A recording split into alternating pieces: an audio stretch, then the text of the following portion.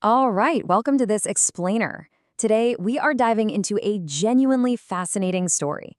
We're going to decode the socioeconomic pillars behind America's global dominance. And we're not just looking at the obvious stuff here. We're peeling back the layers to see how a very specific cultural mindset acts as this massive engine for unprecedented growth. So let's jump right in and explore the anatomy of a superpower. You know, it's a question you hear debated all the time by economists and historians everywhere. Why exactly is America so far ahead of every other country when it comes to global influence and economic weight? Well, the answer isn't just about having abundant natural resources or a huge military. As we'll see in our source material today, a country's true power actually lies in the psychology, the daily habits, and the relentless work ethic of its people. Let's start things off with our first key pillar, the power of opportunity. To really understand how this plays out on a macro level, our source introduces us to a young immigrant named David. Now, David arrived from a small village with basically nothing. No big fancy degree, no financial backing, and absolutely zero connections. His only real asset was a dream to build a better future for himself. And in a lot of ways, David represents the raw human potential that fuels this entire economic engine. Now, David experienced a pretty massive culture shock when he arrived, but honestly, in the best way possible. See, in many parts of the world, your life's trajectory is totally dictated by your ancestry or your social caste. But here, he noticed people were evaluated on their merit, their talent, and what they actually produced. Because he was judged solely by his work, David was able to leverage sheer opportunity. He hustled through a grueling day job, took night classes, and eventually launched his own highly successful business. The environment didn't guarantee his success, right? But it absolutely guaranteed his right to try. Moving right along to pillar number 2, innovation over memorization.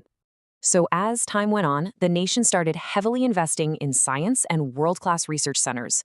And we actually see this shift perfectly in the next generation through David's son, John. While working on a school science project, John was kind of hesitant to test out this wild new concept he had. But his teacher noticed and gave him this incredible piece of advice. If you have a new idea, try it. Don't be afraid to make mistakes. That right there is a systemic institutional endorsement of risk-taking at a very young age. Think about how much this fundamentally shifts the whole educational model. Instead of a system built purely on memorizing books and just regurgitating facts back onto a test page, which, let's face it, is the norm in a lot of the world, the emphasis is placed heavily on generating new ideas. Prioritizing creative problem-solving over rote memorization is the exact cognitive framework that gave the world things like the modern internet, smartphones, and space exploration.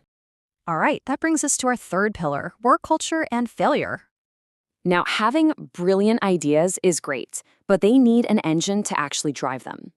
David saw this firsthand every single morning when he first arrived. His neighbors were up incredibly early, just grinding toward their goals. The core tenets here are unwavering. We're talking about intense hard work, strict discipline, and a profound respect for time. And that relentless work culture is exactly what his son, John, carried with him when he eventually founded his own tech company. But hey, here's where reality sets in. John didn't just instantly succeed.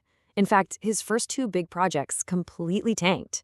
But rather than being paralyzed by the fear of failure, which culturally stagnates so many other regions, his environment didn't mock him. Setbacks weren't seen as some permanent mark of shame. They were treated as vital, practical learning opportunities. It was that specific resilience that allowed John to pivot, try again, and eventually build a company that created thousands of jobs. Which leads us to pillar number 4, the global talent magnet. So beyond just that homegrown resilience we talked about, there is this massive accelerator that constantly recharges the country's intellectual capital. Literally every single year, millions of the brightest minds from across the globe pack up and migrate into this ecosystem. We're talking top-tier students, brilliant scientists, engineers, and insanely ambitious entrepreneurs who leave their home countries to inject incredibly fresh ideas and immense energy directly into the economy. Basically, when you build an environment that actually rewards merit and embraces crazy new ideas, you become an absolute magnet for the world's best. And when top global talent converges in one single place, the pace of development doesn't just increase, it accelerates exponentially. It creates this wild multiplier effect that drives groundbreaking innovation across literally every sector. Finally, let's look at Section 5, Challenges and Final Lessons. Now, to keep this analysis completely objective based on our source, we have to ask the obvious question. Is this system perfect? And, well, the clear answer is no, not at all. The source points out that this society grapples with very real, very significant challenges. We are looking at wildly expensive healthcare systems, deep-rooted social inequalities, ongoing issues with crime, and incredibly sharp political polarization.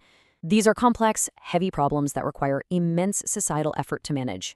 Yet despite all of that, what's genuinely fascinating is how the nation just keeps moving forward. The system doesn't stop. Why is that? Well, it's because its foundational structure relentlessly rewards those who create new opportunities and push the boundaries of innovation. The underlying engine of meritocracy is just so robust that it manages to drive progress even while carrying the heavy weight of those systemic challenges we just talked about. And that brings us to the ultimate takeaway from David and John's story. It boils down to a really clear 4-step blueprint for success.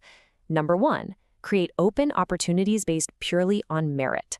Number 2, value an education that prioritizes true innovation.